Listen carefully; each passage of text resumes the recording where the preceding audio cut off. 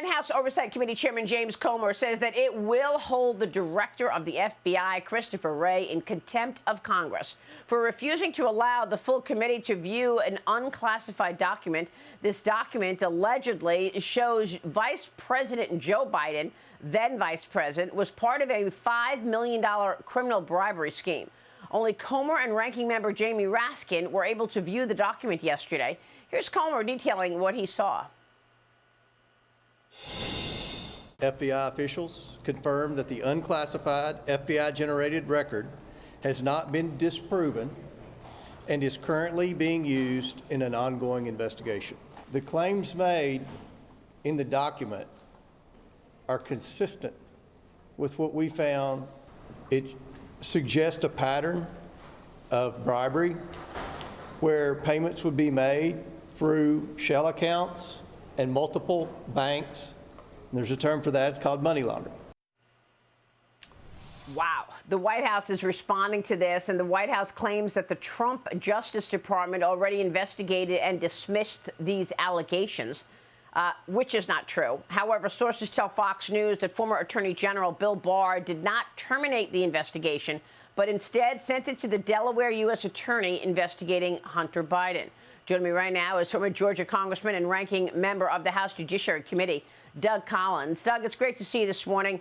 Wow, what incredible, explosive allegations. You know, you just heard James Comer use the words money laundering. What do you think's going on here?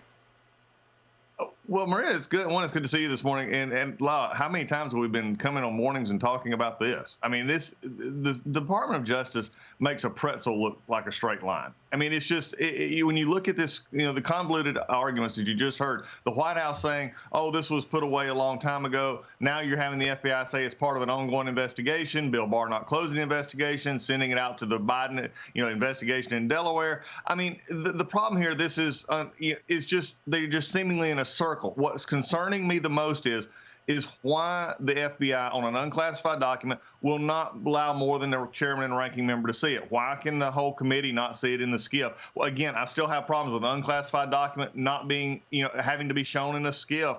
Again, there's a lot of questions here, but it goes back to a central problem. It always seems like when it comes to the Bidens or the Clintons, for that matter, if you go back for a little while, they're treated differently than everybody else. And I think that's the concern that the American public should have here. Why is it taking so long to investigate this? These are just questions, simple questions that I think Comer is trying to get at.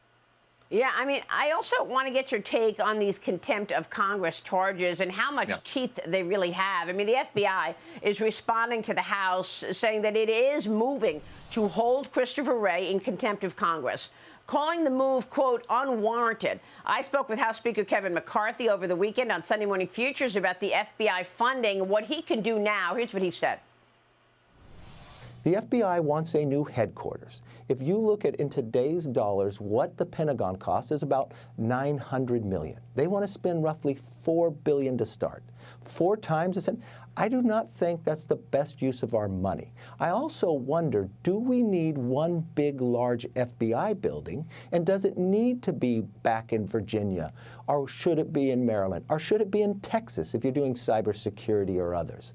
I think it's responsible that they come in and do their job. But if that's the argument, wouldn't it be better if we had smaller offices across the country where FBI agents could help local law enforcement to solve human trafficking, to solve cybersecurity?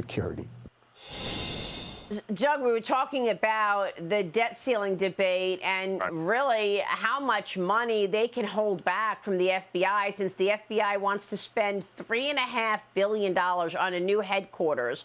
They need that money and they need Congress to approve it.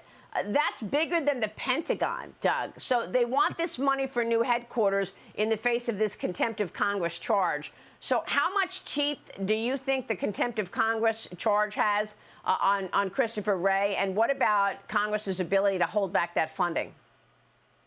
Maria, great question. I think this is a 2-part question. Number one, let's take the question of the contempt. Chris Wray does not want to be held in contempt. He would join, the Eric Holder and others who've been held in contempt. Here's the problem, though. Merrick Garland as the Attorney General, would have to be in charge of prosecuting that contempt charge. That'll never happen, unfortunately, in this administration, because the Department of Justice only will prosecute seemingly conservatives or others who actually fall under contempt, which has really never been prosecuted that much at all, except when we saw some coming out of the January 6th committee. They prosecuted Bannon and others.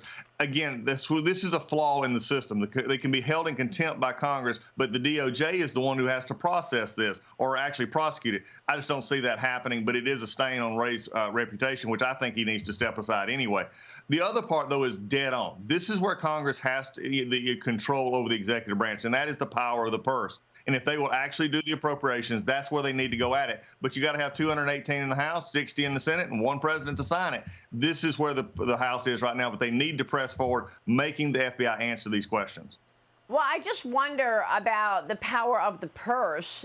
If we were to see lawmakers not get their work done, and then that triggers a 1% decline in across-the-board spending, does defense spending take a bigger hit than anything else? I mean, yes. With these new rules around the appropriations process, do you still see Congress having the power of the purse to be able to hold back this funding? Well, it's going to be difficult. Yes, the answer is yes. But I have two problems with this. Number one, all they talk about is freezing spending. If you're going to ever get the debt under control, you have to actually cut spending. So let's just get that under control. You actually have to spend less than you actually bring in. That's the only way you ever bring down the debt. As long as you run a deficit, there will always be a debt, and there'll always be a need to increase the debt ceiling. That's a problem nobody wanted to talk about. The second part, as you look at the spending deal here, is that if you go to a 1% cut, where they say 1% cut on defense and 1% cut on the other non-discretionaries, understand 1% will come out of DOD, period, and 1% will be spread over the rest of government. If it's any similar to the sequester that we had back in 2011, which actually led to, if you remember, by the time President Trump came in 2017, almost 30% of our F-18s could not fly.